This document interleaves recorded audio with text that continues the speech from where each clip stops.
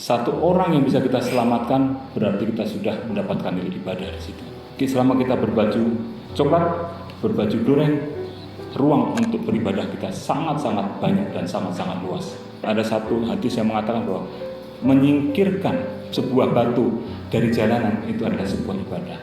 Ketika ada longsor di Gayul di Bener Meriah, bukan hanya satu yang kalian singkirkan, mungkin 10-50 ton yang kalian singkirkan. Berapa banyak pahalanya yang kita dapatkan.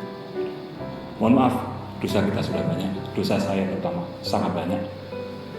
Saya bukan orang baik, tapi inilah kesempatan kita untuk memperbanyak ibadah. Mudah-mudahan timbangan kita menjadi lebih baik lagi. Mudah-mudahan kita bisa menyelamatkan warga masyarakat kita dan kita niatin sama-sama untuk kepentingan masyarakat. Salus Populi Suprema Res Esto. Keselamatan rakyat adalah hukum tertinggi.